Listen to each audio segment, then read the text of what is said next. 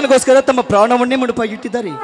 ಆ ದುಡಿಯುವ ನನ್ನ ಅಣ್ಣ ಅತ್ತಿಗೆಯರಿಗೆ ಸುಖ ಸಂತೋಷವನ್ನು ಕೊಟ್ಟು ಕಾಪಾಡುವ ಬರ ನಿನ್ನೆನೆ ಕೂಡಿದೆ ತಂದೆ ಮಾರುತೇಶ. ಈ ಮನೆ ಬಿಟ್ಟು ಹೋಗಿ 5 ವರ್ಷಗಳ ಕಾಲ ಕಳೆದು ಹೋಗಿದೆ. ಈ ಮಣ್ಣಿಂದ ಅಣ್ಣ ಅತ್ತಿಗೆ ಹೇಗಿದ್ದಾರೆ ಅನ್ನೋದು ನನ್ನ ತಂದೆ ವಿಘ್ನೇಶನಿಗೆ ಗೊತ್ತು.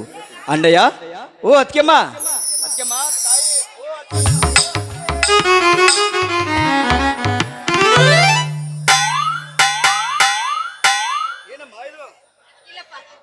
ಚಪಾತಿ ಮಾಡ್ತಾ ಇದ್ದೆ, ಅದು ತಂದು ಇದೇ ಮಣಿ ಅಂತ ತೀಡಿಬಿಟ್ಟೇನು?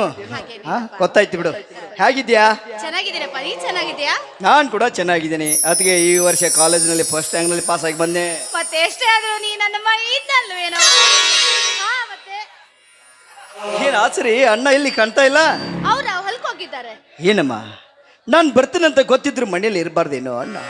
ಮತ್ತೆ ಈ ದರಿದ್ರ ಬರ್ತಾನೆ ಶಿಕ್ಷಣಕ್ಕಾಗಿ ಹಣ ಕೇಳ್ತಾನಂತ ಈ ಹಾಳಾದ ಮುಖ ನೋಡಬಾರ್ದಂತ ಹೋಗಿಬಿಟ್ಟೆ. ಯಾಕ ನಿಮ್ಮ ಅಣ್ಣನ ಮೇಲೆ ಅಷ್ಟು ನಂಬಿಕೆ? ನೋಡಪ್ಪ, ನಿಮ್ಮ ಅಣ್ಣ ಅಂದ್ರೆ ಹೊಲದ ಮೇಲೆ ಎಷ್ಟು ಪ್ರೀತಿ ಇದ್ದಾರೆ, ಹಾಗೆ ನಿನ್ನ ಮೇಲೆ ಅಷ್ಟೇ ಪ್ರೀತಿ ಇದ್ದಾರೋ ಕಣ. ಹೌದಮ್ಮ, ಚಿಕ್ಕ ವಯಸ್ಸಿನಲ್ಲೇ ನನ್ನ ತಂದೆ ತಾಯಿ ಕಳೆದುಕೊಂಡು ಅನಾಥನಾದಾಗ ಉಣೆ ತಾಯಿ ತಂದೆ ಬಂಧು ಬಲವಾಗಿ ಸಾಕಿದ್ದಾನಮ್ಮ. ರೈತನೇ ರಾಷ್ಟ್ರದ ಬೆನ್ನೆಲುಬು ಅಂತಾರೆ. ಮಣಿಗೊಬ್ಬ ನನ್ನಂತ ಅಣ್ಣ ರೈತ ಇದ್ರೆ ಈ ನಮ್ಮ ದೇಶಕ್ಕೆ ಅನ್ನದ ಪರಿಸ್ಥಿತಿ ಯಾವಾಗೂ ಬರಲ್ಲಮ್ಮ, ಯಾವಾಗೂ ಬರಲ್ಲ. ನೋಡು, ಈ ಬ್ಯಾಗನ್ನು ಒಳಗಿಡು, ಅಣ್ಣನ ಜೊತೆ ಆದಷ್ಟು ಬೇಗ ನಾನು ಬಂದ್ಬಿಡ್ತೀನಿ.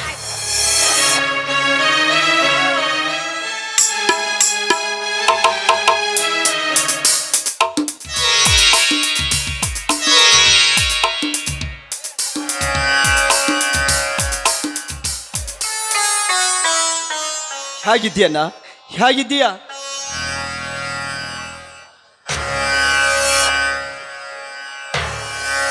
ನಾನು ಚೆನ್ನಾಗಿದ್ದೇನಪ್ಪ, ನೀನು ಹೇಗಿದ್ದೀಯ? ನನಗೇನು ಕಡಿಮೆ ಆಗಿದೆಯಣ್ಣ? ಉಣ್ಲಿಕ್ಕೆ ಊಟ ಇಲ್ವಾ, ತೊಡ್ಲಿಕ್ಕೆ ಬಟ್ಟೆ ಇಲ್ವಾ, ಓದ್ಲಿಕ್ಕೆ ಪುಸ್ತಕ ಇಲ್ವಾ? ಏನಣ್ಣ ನಿನ್ನ ವಿಷಯ ಇದು? 5 ವರ್ಷದ ಮುಂಚೆ ನೋಡಿದಾಗ ಹೇಗಿದ್ದೀಯಾ, ಈಗ ನೋಡಿದ್ರೆ ಹ್ಯಾಕೆ ಕಾಣ್ತಾ ಇದ್ದೀಯಾ? ಈ ನಿನ್ನ ಶರೀರದ ರೂಪವನ್ನ ನನ್ನ ಕಣ್ಣುಗಳಿಂದ ನೋಡ್ಲಿಕ್ಕೆ ಆಗ್ತಾ ಇಲ್ಲ. ನನ್ನ ಕಣ್ಣುಗಳಿಂದ ನೋಡ್ಲಿಕ್ಕೆ ಆಗ್ತಾ ಇಲ್ಲ. ಯಾಕೋ? ಯಾರ ಬಗ್ಗೆ ಚಿಂತಿಸುತ್ತಾ ಇಟ್ಟಂದು ಸರಗಿಸೋದು ಹೇಳಣ್ಣ, ಹೇಳು. ನಾನು ಯಾರ ಬಗ್ಗೆ ಚಿಂತೆ ಮಾಡಲಪ್ಪ? ನನಗೆ ನಿನ್ನ ಬಿಟ್ಟರೆ ನನಗೆ ಯಾರಿದ್ದಾರೆ? ನನ್ನ ತಮ್ಮ ಒಳ್ಳೆಯವನಾಗಬೇಕು, ವಿದ್ಯಾ ಕಲಿಬೇಕು ಅಂತ ಅದೇ ವಿಚಾರ. ಅಷ್ಟಲ್ಲದೆ ಹಗಲು ರಾತ್ರಿ ಭೂಮಿಯಲ್ಲಿ ದುಡ್ತೀವಲ್ಲ, ಅದಕ್ಕೋಸ್ಕರ ಸ್ವಲ್ಪ ಹೊರಗಿರ್ಬೋದು. ಹೋಗ್ಲಿ ಬಿಡು, ನಿನ್ನ ರಿಸಲ್ಟ್ ಏನಾಯ್ತಪ್ಪ? ನಾನು 6 ತಿಂಗಳ ಹಸುಕುಸಿರುವಾಗಲೇ ತಂದೆ ತಾಯಿಯನ್ನು ಕಳೆದುಕೊಂಡು ಅನಾಥ ಮಗನಾದಾಗ ತಂದೆಯು ನೀನಾಗಿ, ತಾಯಿಯು ನೀನಾಗಿ, ಬಂಧು ಬಳಗವು ನೀನಾಗಿ ನನಗೆ ಶಿಕ್ಷಣ ಕಲಿಸಿದೀಯಣ್ಣ. ನಿನ್ನ ಆಸೆ ಅಂತ ನಾನು ಇಡೀ ಕಾಲೇಜಿಗೆ ಫಸ್ಟ್ ರ್ಯಾಂಕ್ ಬಂದೆಣ್ಣ. ಆದರೆ ಅಣ್ಣ, ಇನ್ನು ಮುಂದೆ ಈ ಪ್ಯಾಂಟು ಶರ್ಟು ಕೈಯಲ್ಲಿ ಬುಕ್ಕು ಪೆನ್ನು ನನಗೆ ಯಾವುದು ಬೇಡ. ಯಾಕೋ? ನಿನ್ನ ಹಾಗೆ ಒಂದು ಪಂಚೆ ತಂದುಕೊಡು, ಪಂಚೆ ಸುತ್ತಕೊಂಡು ನಿನ್ನ ಜೊತೆ ಭೂತಾಯಿ ಮಗನಾಗಿ ನಾನು ಕೆಲಸ ಮಾಡ್ತೇನೆ. ನಾನು ಕೆಲಸ ಬಿಡ್ತು. ಈ ಮಾತು ಹೇಳಿಸುವ ಸಲುವಾಗಿ ನಾನು ಇಷ್ಟವರೆಗೆ ಕಷ್ಟಪಟ್ಟು ನಿನ್ನ ಶಾಲೆ ಕಲಿಸಿದ್ದ ಅಲ್ಲ ತಮ್ಮ. ಇಡೀ ಶಾಲೆಗೆ ಫಸ್ಟ್ ರ್ಯಾಂಕಲ್ಲಿ ಪಾಸ್ ಆಗೀನಿ ಅಂತ ಖುಷಿಯಿಂದ ಹೇಳ್ತೀಯ, ಮತ್ತೆ ಆದ್ರೆ ಅಂತ ಹೇಳ್ತೀಯ. ಯಾಕೆ? ನಾನು ಕಳಿಸುವ ದುಡ್ಡು ನಿನಗೆ ಸಾಕಾಗೋದಿಲ್ಲೇನೋ? ನಿನ್ನ ಆಸೆ ಅಂತೆ ನಾನು MBBS ಮುಗಿಸಿ ದೊಡ್ಡ ಡಾಕ್ಟರ್ನ ಆಗಬೇಕಾದ್ರೆ ನಾನು ಇನ್ನೂ ಕಲಿಬೇಕಣ್ಣ. ನಾನು ಇನ್ನೂ ಕಲಿಯಪ್ಪ, ಕಲಿ. ಸತ್ತು ಸ್ವರ್ಗದಲ್ಲಿರುವ ಹೆತ್ತ ಮಾತೆಗೆ ನಾನು ಮಾತು ಕೊಟ್ಟಿದ್ದೇನೆ. ಎಂಥ ಪರಿಸ್ಥಿತಿ ಬಂದರೂ ಕೂಡ ನಿನ್ನನ್ನು ನಾನು ಶಾಲೆ ಬಿಡಿಸಲು ಅಂತ ತಾಯಿಗೆ ಮಾತು ಕೊಟ್ಟಿನಿ. ನಿನ್ನೊಬ್ಬ ದೊಡ್ಡ ಸಾಹೇಬನ ಮಾಡಬೇಕು ಅಂತ ಆಸೆ ಇಟ್ಕೊಂಡಿನಿ. ಅದಕ್ಕೋಸ್ಕರ ನನಗೋಸ್ಕರ ಅಲ್ದಿದ್ರು ಸತ್ತು ಸ್ವರ್ಗದಲ್ಲಿರುವ ಆ ತಾಯಿಗೋಸ್ಕರ ಆದ್ರೂ ನೀನು ಡಾಕ್ಟರ್ ಆಗಲೇಬೇಕು. ಅದಕ್ಕೆ ಎಷ್ಟು ಬೇಕಾದಷ್ಟು ಖರ್ಚಾಗಲಿ. MBBS ಮುಗಿಸಿ ದೊಡ್ಡ ಡಾಕ್ಟರ್ನ ಆಗಬೇಕಾದ್ರೆ ಗೌರ್ಮೆಂಟ್ ಸೀಟ್ ಸಿಕ್ಕರೂ ಕೂಡ ಖರ್ಚಿಗಂತ 2 ಲಕ್ಷ ಬೇಕು. ಒಂದು ವೇಳೆ ಆ ಸೀಟು ನನ್ನ ಪಾಲಿಗೆ ಸಿಗದೆ ಹೋದ್ರೆ ಅಣ್ಣ 10 ರಿಂದ 15 ಲಕ್ಷ ಬೇಕಣ್ಣ. ಅಷ್ಟು ಹಣನ ನೀನು ಕೊಡದೆ ಹೋದ್ರೆ ನಾನು ಕಟ್ಟಿಕೊಂಡಿರುವ ಕನಸೆಲ್ಲ ನುಚ್ಚು ನೂರಣ್ಣ. ನನ್ನ ತಮ್ಮ ವಿದ್ಯಾವಂತ, ಬುದ್ಧಿವಂತ. ಪ್ರತಿ ವರ್ಷ ಶಾಲೆ ಫಸ್ಟ್ ಬಂದು ಸ್ಕಾಲರ್ಶಿಪ್ಪು ಅದು ಇದು ಅಂತ ತನ್ನ ಖರ್ಚು ತಾನೇ ನೋಡ್ಕೋತಿದ್ದ. ಮೇಲಾಗಿ ಇವನ ಒಳ್ಳೆ ರಿಸಲ್ಟ್ ನೋಡ್ಕೊಂಡು ಹಾಸ್ಟೆಲ್ದವ್ರು ಸೌಲಭ್ಯ ಕೊಟ್ಟಿದ್ರು. ಹೇಗೋ ಹೀಗೋ ಊರಿಗೆ ಬಂದಾಗ ಅಷ್ಟಿಷ್ಟು ಕೊಟ್ಟು ಅವನ ಶಿಕ್ಷಣ ಮುಂದುವರಿಸ್ತಾ ಇದ್ದೆ. ಆದರೆ ಒಮ್ಮಿಂದೊಮ್ಮಿಲಿ ನನ್ನ ತಮ್ಮ ಡಾಕ್ಟರ್ ಆಗಬೇಕಾದ್ರೆ 10-12 ಲಕ್ಷ ಬೇಕಾ? ಅಯ್ಯೋ ದೇವರೇ, ಇರುವುದು 3 ಎಕರೆ ಜಮೀನ. ಅದನ್ನೇ ನಂಬಿಕೊಂಡು ಜೀವನ ಮಾಡ್ತಾ ಇದ್ದೀವಿ. ಒಂದು ವೇಳೆ ನಾನು ಅಷ್ಟು ದುಡ್ಡು ವ್ಯವಸ್ಥೆ ಮಾಡಬೇಕಾದ್ರೆ ಎಲ್ಲ ಜಮೀನು ಮಾರಬೇಕಾಗತ್ತೆ. ಜಮೀನು ಮಾರಿದ್ರೆ ಹೊಟ್ಟಿಗೆ ತಣ್ಣೀರು ಬಟ್ಟೆ ಕಟ್ಕೋಬೇಕಾಗತ್ತೆ. ಹೌದು, ನನ್ಗೇನ್ ಬೇಕಾದಾಗಲಿ ಭೂಮಿ ಮಾರಿದ್ರು ಚಿಂತೆ ಇಲ್ಲ. ನನ್ನ ತಮ್ಮ ಡಾಕ್ಟರ್ ಆಗ್ಬೇಕು, ಈ ಊರಾಗ ನನ್ನ ತಮ್ಮ ದೊಡ್ಡ ಸಾಹೇಬ್ ಆಗ್ಬೇಕು, ಅದೇ ನನ್ನ ಆಸೆ. ಆಗ್ಲಿ, ಭೂಮಿ ಮಾರಿ ಆದ್ರೂ ನನ್ನ ತಮ್ಮನ ಸಾಲಿ ಕಲಿಸ್ತೀನಿ. ಅಣ್ಣ, ಅವ್ವ ಇಂದ ನೋಡ್ತಾ ಇದ್ದೀನಿ. ಏನು ವಿಚಾರ ಮಾತಾಡ್ತಾ ಇದೆಯಾ? ಏನು ವಿಚಾರ ಮಾಡಿದ್ಯಾ? ಅಲ್ಲ, ನಾನೇನು ತಿಳ್ಕೊಂಡಿದ್ದೆ, ನನ್ನ ತಮ್ಮ ಅಷ್ಟೇ ಸಿಂಪಲ್ ಸಾಲಿ ಕಲ್ತು ಯಾವ್ದಾದ್ರು ಸಣ್ಣ ನೌಕರಿ ತಗೋತಾನಂತ ತಿಳಿದಿ, ನೀ ದೊಡ್ಡ ಡಾಕ್ಟರ್ ಆಗ್ತಿ ಅಂದಲ್ಲ. ನಾನು ಇನ್ನೇನೋ ಕನಸು ಕಟ್ಕೊಂಡ್ಬಿಟ್ಟೆ. ಆಹಾ, ನೀನು ಆ ಕಡೆಯಿಂದ ಬರುವಾಗ ನೋಡ್ರು ಧರ್ಮಣ್ಣ ತಮ್ಮ ಡಾಕ್ಟರ್ ಆಗಿ ಯಾವ ರೀತಿ ಬರ್ತಾ ಇದ್ದೇನೆ, ಶಿವರಾಜ್ ಕುಮಾರ್ ಬಂದಂಗೆ ಬರ್ತಾನ ಅಂತೇಳಿ ಜನ ಆಡ್ಕೋತಾರಲ್ಲ, ಆ ರೀತಿ ನಾನು ಕನಸಿನ ಲೋಕಕ್ಕೆ ಹೋಗ್ಬಿಟ್ಟೆಪ್ಪ. ಅಷ್ಟು ಹಣ ನೀನು ಕೊಡೋದಾದ್ರೆ ನನ್ನ ಆಸೆ ಅಂತೆ, ನಿನ್ನ ಆಸೆ ಅಂತೆ ನಾನೊಬ್ಬ ದೊಡ್ಡ ಡಾಕ್ಟರ್ನ ಆಗಿ ಬರ್ತೇನಣ್ಣ. ಅದು ನಿನ್ನ ಪಾದದಾನಿಗೆ ಸತ್ಯ ಅಣ್ಣ. ಒಬ್ಬ ನನಗೀಗ ಒಂದು ಚರಿಗೆ ಹಾಲು ಕುಡಿದಷ್ಟು ಖುಷಿ ಆಯ್ತಲ್ಲಪ್ಪ. ಅಣ್ಣ, ಆದಷ್ಟು ಬೇಗ ಹಣದ ವ್ಯವಸ್ಥೆ ಮಾಡಿಬಿಡು. ಸ್ವಲ್ಪ ಸ್ನೇಹಿತರಿಗೆ ಭೇಟಿಯಾಗಿ ಬಂದ್ಬಿಡ್ತೀನಿ. ಅದಿರ್ಲಿ, ನೀನು ಬೆಂಗಳೂರಿಗೆ ಯಾವಾಗ ಹೋಗ್ತೀಯ? ಅಣ್ಣ, ನಾಳೆ ದಿನಾನೇ ಹೋಗ್ಬೇಕು. ಇವತ್ತೇ ನೀನು ಹಣ ಕೂಡಿಸ್ಬೇಕು. ಇವತ್ತೇ ವ್ಯವಸ್ಥೆ ಮಾಡ್ಬೇಕಾ? ಹೌದಣ್ಣ. ಆಯ್ತಪ್ಪ, ನೀನೇನು ಚಿಂತೆ ಮಾಡಬೇಡ, ನಾನು ವ್ಯವಸ್ಥೆ ಮಾಡ್ತೀನಿ. ಅಲ್ಲ, ಭಾಳ ವರ್ಷದ ನಂತರ ಊರಿಗೆ ಬಂದೀಯ, ನಾನು ನೀನು ನಿನ್ನ ಅತ್ತಿಗೆ ಕೂತ್ಕೊಂಡು ಊಟ ಮಾಡೋಣ. ಹಾಗೋಗಿ ಹೀಗೆ ಬಂದ್ಬಿಡ್ತೀನಿ. ನಾನು ಅದಕ್ಕೆ ಸ್ವಲ್ಪ ಚರ್ಚೆ ಮಾಡಿಬಿಡು. ಆಯ್ತಪ್ಪ, ಆಯ್ತು, ಬರಲ್ಲ.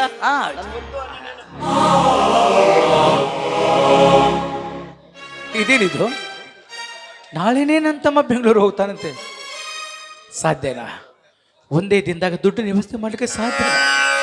ತಂದೆ ಭಗವಂತ, ಅಂಜನಿ ಪುತ್ರ, ಪವನ ಸುತ, ಜೈ ಹನುಮಾನ್, ನೀನೇ ದಾರಿ ತೋರಿಸಪ್ಪ, ನೀನೇ ದಾರಿ ತೋರಿಸ. ಅತ್ತ ಗುರಿ ಮುಟ್ಟದೆ ಇತ್ತ ದಡು ಸೇರದೆ ನಡು ನೀರಿನಲ್ಲಿ ಮುಳುಗ್ತಾ ಇದ್ದೀನಿ, ನೀನೇ ದಾರಿ ತೋರಿಸು ತಂದೆ. ರೀ, ಯಾಕೆ ಸಪ್ಪಾಗಿದ್ದೀರಾ? ಏನಾಯ್ತು? ಏನಿಲ್ಲ ಕರೆ, ನಿನ್ನ ಮೈದನ ದೊಡ್ಡ ಡಾಕ್ಟರ್ ಆಗ್ತಾನಂತೆ. ಅದಕ್ಕೆ 10 ರಿಂದ 12 ಲಕ್ಷ ದುಡ್ಡು ಬೇಕಂತೆ. ಈ ಸುದ್ದಿ ಕೇಳಿಕೊಳ್ಳೆ ನನ್ನ ತಲೆ ಮೇಲೆ ದೊಡ್ಡ ಬಂಡೆ ಹೊತ್ಕೊಂಡಷ್ಟು ಭಾರ ಆಗಿದೆ.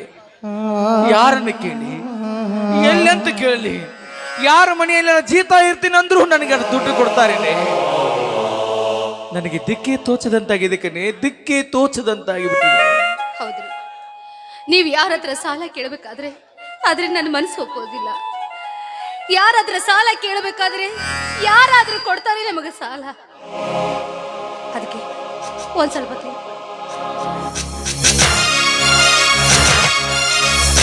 ಇದೇನಿದು? ಪರರ ಹತ್ರ ಸಾಲ ಕೇಳಿಗೆ ಹೋಗ್ಲಿಕ್ಕೆ ನಾ ತಯಾರಾಗಿದ್ದೀನಿ. ನನ್ನ ಹೆಂಡತಿ ಬೇಡ ಅಂತಾಳಲ್ಲ, ಏನು ಮಾಡಬಹುದು ನನ್ನ ಹೆಂಡತಿ?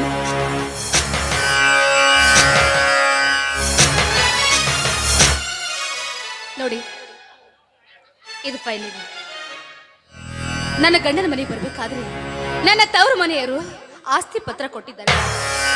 ಇದನ್ನ ಅಡಿ ಇಟ್ಟು ನನ್ನ ಮೈದ್ನಿಗೆ ರೊಕ್ಕ ಇಸ್ಕೊಂಡ್ಬಂದ್ಬೇಡ. ಬೇಡ ಕಲೆ, ಬೇಡ.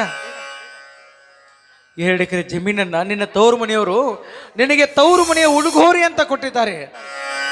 ಆ ನಿನ್ನ ಪ್ರೀತಿಯ ಉಡುಗೊರೆನ ನಾನು ಮಾರಿ ನನ್ನ ತಮ್ಮ ನೌಕರಿ ಹಚ್ಚಬೇಕಾ? ಅಷ್ಟು ಕಲ್ಲು ಮನಸ್ಸಿನ ಮನುಷ್ಯ ನಾನಲ್ಲ ಕಣೇ, ಕಲ್ಲು ಮನಸ್ಸಿನ ಮನುಷ್ಯ ನಾನಲ್ಲ. ನಮ್ಮ ಹೊಟ್ಟೆಲಿ ಇರ್ತದ ಮಗಳ ಅಂತ ಅವನಿಗಾದ್ರೂ ನಾವು ಕೊಡ್ತಿದಿಲ್ವೇನ್ರಿ?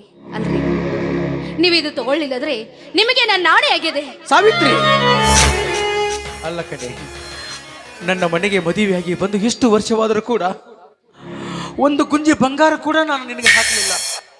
ಅಂಥದ್ರಲ್ಲಿ ನಿನ್ನ ಮೈದನ ಮೇಲೆ ಎಷ್ಟೊಂದು ಪ್ರೀತಿ ವಾತ್ಸಲ್ಯ. ಅಲ್ಲ ಕಣೆ, ಈ ಕಾಲದಲ್ಲಿ, ಈ ಕಲಿಯುಗದ ಕಾಲದಲ್ಲಿ ಮದುವೆಯಾಗಿ ಮನೆಗೆ ಬಂದ 3 ದಿವಸದಲ್ಲಿ ರೀ, ಆ ನಿನ್ನ ಬಡಪಾಯಿ ತಮ್ಮನನ್ನ ಯಾವ್ದಾರ ಹಾಸ್ಟೆಲ್ಗಾರ ಹಾಕ್ರಿ, ಇಲ್ಲ ಅಥವಾ ಯಾವ್ದಾರ ಅನಾಥಾಶ್ರಮ ನೌಕರಿ ಅಂತ ಹೇಳುವ ಈ ಸಮಾಜದಲ್ಲಿ, ಮನೆಯೊಡೆದು 3 ಬಾಗಿಲು ಮಾಡುವ ಈ ಸಮಾಜದಲ್ಲಿ ನನ್ನ ತಮ್ಮನ ಮೇಲೆ ಎಷ್ಟೊಂದು ಅಕ್ಕರೆ ನಿನಗೆ, ಎಷ್ಟೊಂದು ಪ್ರೀತಿ ವಾತ್ಸಲ್ಯ ನಿನಗೆ. ನೀ ನನ್ನ ಸತಿ ಅಷ್ಟೇ ಅಲ್ಲ ಕಣೆ, ನೀ ನನ್ನ ಸತಿ ಸಂಸಾರದ ಜ್ಯೋತಿ ಕಣೆ, ಸಂಸಾರದ ಜ್ಯೋತಿ. ಅಷ್ಟೆಲ್ಲ ಹೊಗಳಬೇಡಿ. ನೀವು ನನ್ನ ಪಾಲಿನ ದೇವ್ರಿ, ನೀವು ನನ್ನ ಪಾಲಿನ ದೇವ್ರು. ಆನೆ ಹಾಕಿ ಭಾರ ಹಾಕಿ ಬಿಟ್ಟಿಯಲ್ಲ, ನಿನ್ನ ಮಾತು ಮೀರುವುದುಂಟೆ. ನೋಡು, ಈ ಜಮೀನನ್ನ ಯಾರೋ ಶ್ರೀಮಂತರ ಹತ್ತಿರನೋ ಇಲ್ಲ ಯಾವ್ದಾದ್ರು ಬ್ಯಾಂಕಿಗೆ ಹಣ ಇಟ್ಟು ಅವನಿಗೆ ದುಡ್ಡಿನ ವ್ಯವಸ್ಥೆ ಮಾಡ್ತೀನಿ. ನನ್ನ ತಮ್ಮ ದೊಡ್ಡ ಡಾಕ್ಟರ್ ಆಗಿ ನಂತರ ಅವನು ತಿಂಗಳ ಸಂಬಳ ಬರಲಿ, ಅವನ್ನೆಲ್ಲ ಕೂಡಿಟ್ಟು ನಿನ್ನ ಹೊಲವನ್ನು ಬಿಡಿಸಿಕೊಡೋ ಜವಾಬ್ದಾರಿ ನನಗಿದೆ. ಹೌದಾ? ಆಯ್ತು. ನಡೆ ಹೋಗೋಣ.